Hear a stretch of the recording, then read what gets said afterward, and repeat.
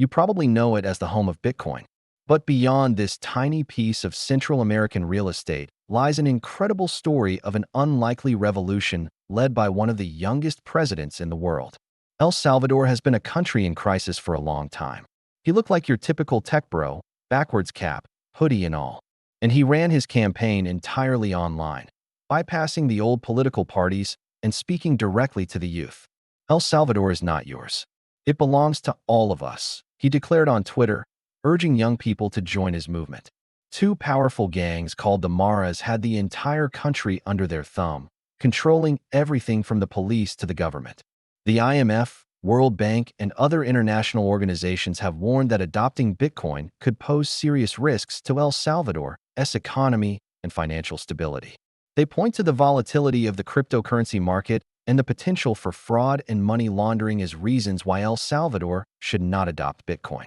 Corruption was everywhere, and almost half the country lived in extreme poverty.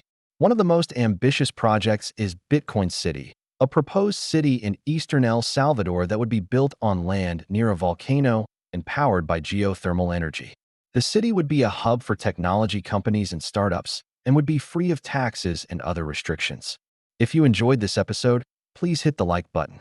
Subscribe to our channel for more updates on all things crypto. Thanks for watching.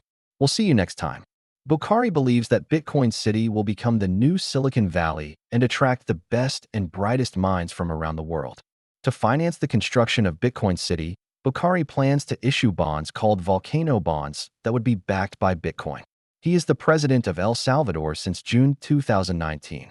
Bukele is a tech-savvy millennial who uses Twitter as his main tool to communicate with the public. At the same time, he launched a massive crackdown on the gangs, carrying out more than 70,000 arrests of gang members and affiliates and detaining them in a new mega-prison. Despite the global backlash, Bukele remains hugely popular at home, where he is seen as a national hero by many Salvadorans who value safety and the hope of a better economy above all else. According to a recent poll, Bukele's approval rating remains above 85%. His iron fist approach has drawn praise from some locals who have lived under the shadow of gangs for decades. And whether Bukele, who was once seen as a beacon of hope for El Salvador, will lead the country towards democracy and prosperity or become the very thing he campaigned against, a corrupt and oppressive leader. One thing is for sure, though, El Salvador now stands at a global crossroads of tech, power, and identity.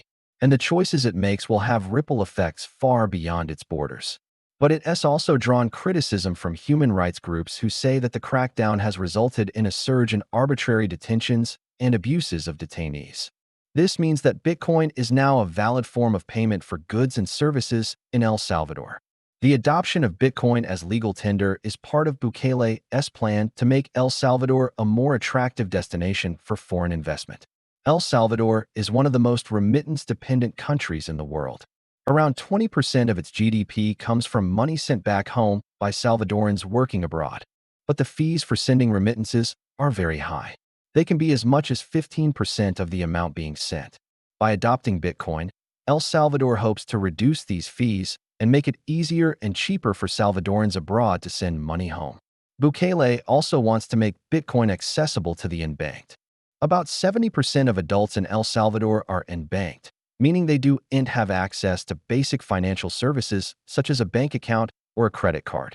Bukele believes that Bitcoin can help these people by giving them a way to store and exchange money without having to go through a bank.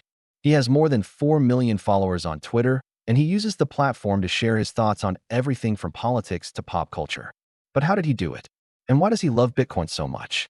We'll tell you everything about Nayib Bukele and his incredible rise to power in this episode of Then Came Nayib Bukele, a young, brainy politician who swept to power in 2019 on a platform of modernization, security, and national pride. The son of a Salvadoran businessman and a Norwegian mother, he grew up in Norway, studied computer science, and then returned to El Salvador to run for office. In less than 3 years, he completely changed the country, launching one of the boldest social experiments in history. Who is Nayib Bukele? Nayib Bukele is a young, charismatic politician who has promised to transform El Salvador into a modern, thriving country. Why Bitcoin? On September 2021, El Salvador became the first country in the world to make Bitcoin legal tender alongside the US dollar. What the experts say, while Bukele's announcement has been praised by crypto enthusiasts, it has been met with harsh criticism from international financial institutions and economists. Megaprojects. Parallel crackdown. The popularity paradox. What the future holds. Only time will tell whether Bitcoin will lift El Salvador out of poverty or crush it under its volatility. What do you think of El Salvador's Bitcoin gamble, and what do you think will happen next? Let us know in the comments below.